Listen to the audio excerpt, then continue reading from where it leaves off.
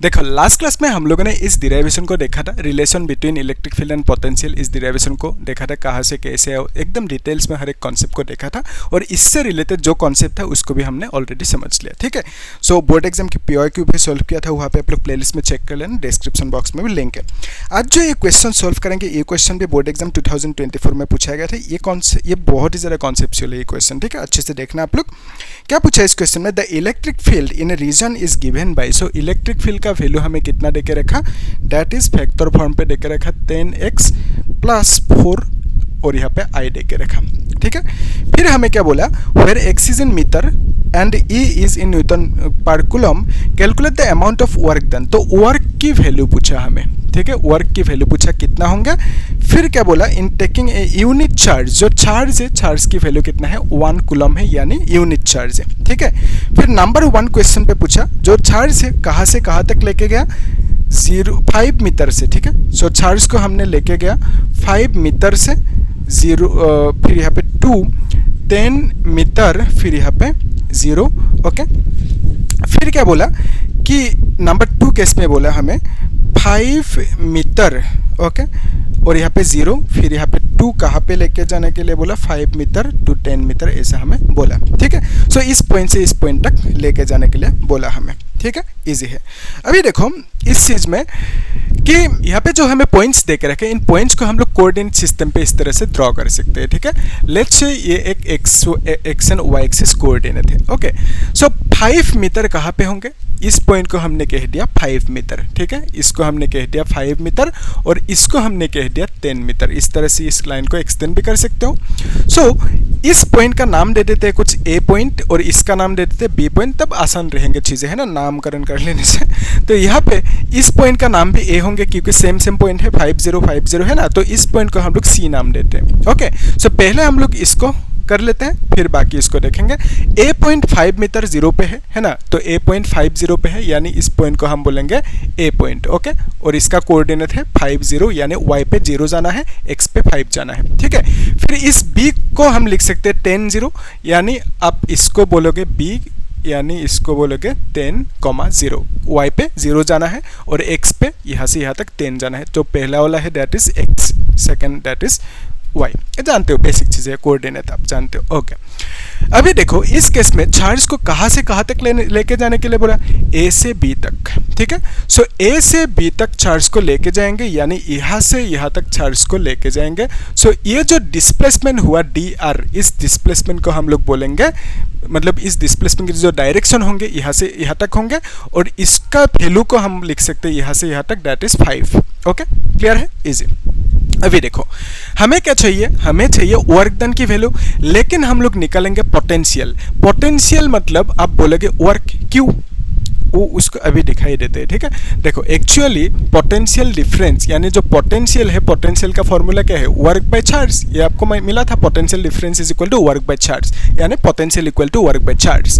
तो work, charge का value कितना है, 1 है, तो यहाँ पे लिखोगे 1, यानी आप लिखोगे V is equal to W। So work equal to आप पोटेंशियल यानी V लिख सकते हो। सो अगर हमें V का वैल्यू मिल जाए, यानी V का वैल्यू यहाँ से निकल ले, तो उस केस में हम लिखेंगे कि वर्क का वैल्यू भी निकल गया। ठीक है, क्योंकि चार्ज की वैल्यू 1 है, so basically V is equal to W मिलेंगे हमें।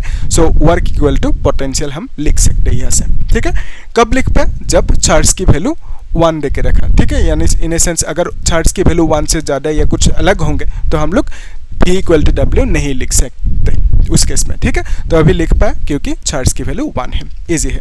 अभी देखो इस केस में जो पोटेंशियल का फॉर्मूला है dV is equal to E dr, इस फॉर्मूला को यहाँ पे हम लोग यूज़ करेंगे। सो हम लिख सकते हैं कि dV is equal to E dr, यहाँ पे लिख देते हैं dV is equal to E dr cos theta. ठीक है, और यहाँ पे एक माइनस होंगे, माइनस E dr, थीटा की वैल्यू कितना होंगे और यहाँ पे cos थीटा की वैल्यू कितना होंगे। उसके लिए देखो इलेक्ट्रिक फील्ड का डायरेक्शन कौन सी है, इलेक्ट्रिक फील्ड का डायरेक्शन I कैप है, तो I कैप मतलब इलेक्ट्रिक फील्ड का डायरेक्शन ये होंगे।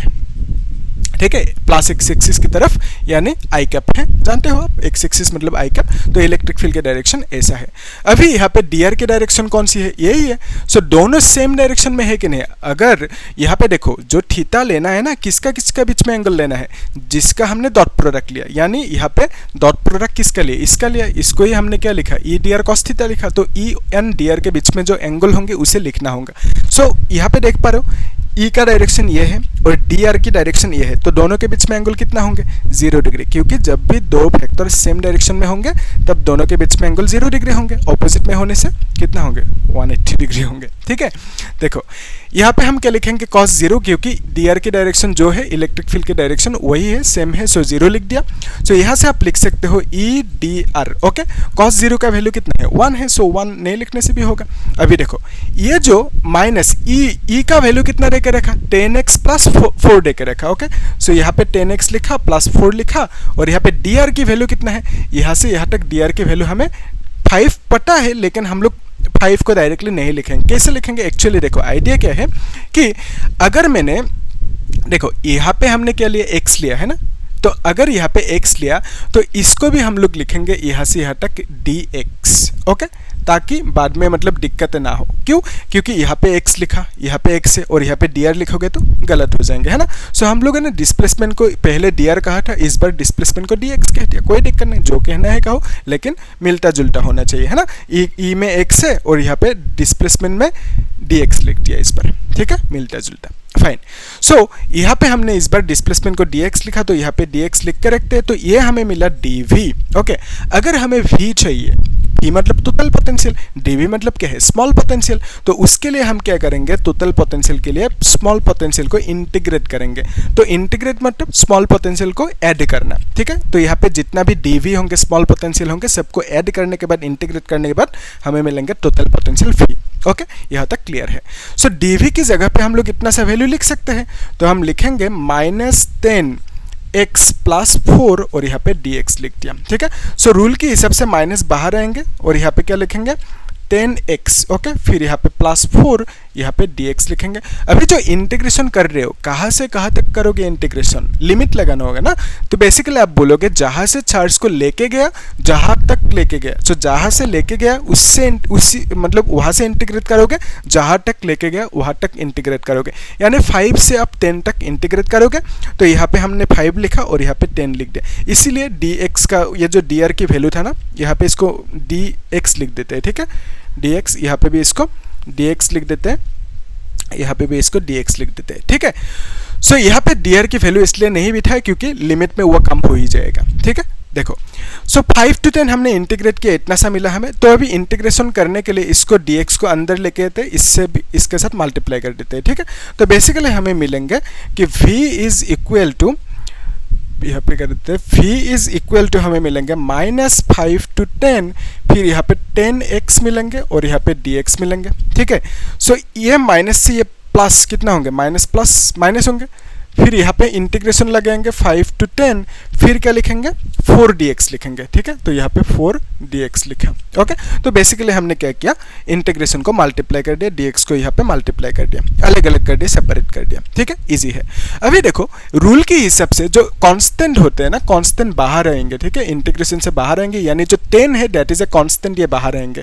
तो 10 बाहर आ गया, तो हम लिखेंगे 5 to 10, यहाँ पे x dx लिखेंगे, माइनस यहाँ पे 4 इज ए कांस्टेंट, तो यहाँ पे 5 to 10 लिखेंगे और यहाँ पे dx लिखेंगे सिर्फ। ओके, सो रूल के हिसाब से कांस्टेंट जो होंगे इंटीग्रेशन से बाहर आएंगे, जानते हो आप ये। ओके, अभी देखो नेक्स्ट सिनेरियो, जो इंटीग्रेशन की फॉर्मूला है वो क्या है, फॉर्मूला इंटीग्रेशन की, दैट इज अगर हम इस तरह से इंटीग्रेट करें x to the power n dx, इसको हम लिखेंगे x to the power n plus 1 divided by n plus 1। Okay, इतना सा हम लिख सकते हैं। फिर यहाँ पे अगर सपोज लिमिट है, या तो ऐसे समझो अगर n की जगह पे 2 है, ठीक है, और यहाँ पे dx है, इसको इंटीग्रेट करना है, आंसर कितना आएंगे, x to the power 2 plus 1 होंगे, डिवाइडेड बाय कितना होंगे, 2 plus 1 होंगे, तो आंसर कितना आएंगे, x to the power 3, और यहाँ पे हम लिखेंगे 3। तो लिमिट अगर यहाँ पे सपोज 5 है, यहाँ पे 10 है, तो उस केस में हमें यहाँ पे एक ब्रैकेट लगाना होगा, ठीक है। सो ब्रैकेट नीचे 5 लिखेंगे, ऊपर 10 लिखेंगे, इस तरह से ब्रैकेट लगाएंगे, नीचे 5 लिखेंगे, ऊपर 10 लिखेंगे, ठीक है। सो रूल के हिसाब से ब्रैकेट को तोड़ना है, किसको कैसे ब्रेक करेंगे इसको, x की जगह पे पहले 10 लिखेंगे, फिर यहाँ पे क्यूब है ना, क्यूब लिख दिया, फिर नीचे 3 है, बाकी एज इट इज रहेंगे, फिर एक माइनस देंगे, फिर इस बार x की जगह पे 5 लिखेंगे, यहाँ पे क्यूब है और यहाँ पे नीचे 3 है, ठीक है। इतना सा वैल्यू मिलेंगे, जो मिलेंगे कैलकुलेट कर लेना आप लोग, ठीक है। सो बेसिकली यही रूल है ब्रैकेट तोड़ने के। फिर पहले x की जगह पे अपर लिमिट लिखेंगे, फिर x की जगह पे लोअर लिमिट लिखेंगे, तो हम माइनस कर देंगे, जो है वो मिल जाएंगे, ठीक है।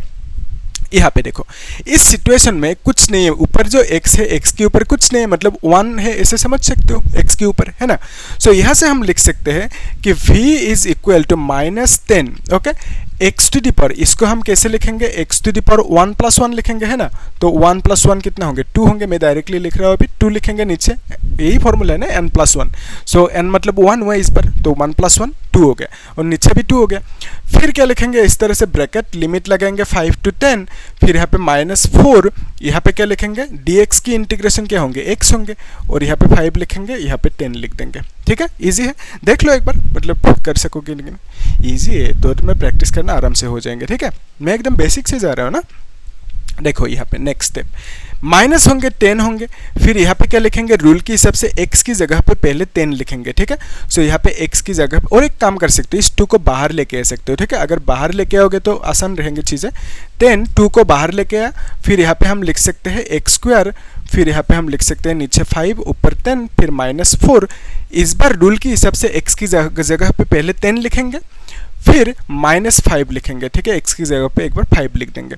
फिर यहाँ से हम लिख सकते हैं दिस इज -5, और यहाँ पे हम लिख सकते हैं x मतलब 10 लिखेंगे, ठीक है। अपर लिमिट पहले लिखेंगे, फिर यहाँ पे स्क्वायर, फिर माइनस लिखा, फिर इस बार लोअर लिमिट लिखेंगे, 5 लिखेंगे x की जगह पे, और यहाँ पे स्क्वायर करेंगे, ठीक है। -4 इंटू यहाँ पे क्या लिखेंगे, 10 - 5 दैट इज 5 लिखेंगे, ठीक है। इजी है, यस इजी है, इतना टफ तो है नहीं, ठीक है। तो सिर्फ फॉर्मूला को यूज़ किया यहाँ पे, है ना, जैसे यहाँ पे किया सेम कहानी यहाँ पे भी कर रहा हूँ, ठीक है। तो अभी देखो, इसको हम लिख सकते हैं -5 इंटू ये कितना होंगे, 100 होंगे, फिर -25 होंगे, फिर यहाँ पे -20 होंगे, ठीक है। तो इसको आप लिख सकते हो -5 इंटू कितना होंगे, 100 - it is 75, राइट। सो यहाँ पे हम लिख सकते हैं 20। अभी देखो लास्ट स्टेप, यहाँ पे हम क्या लिख सकते हैं, 5 5 से 25, फिर 35 37, ओके 37 होंगे ना, यस 37 होंगे, माइनस रहेंगे 20 रहेंगे, इज इक्वल टू कितना रहेंगे, 395 मिलेंगे।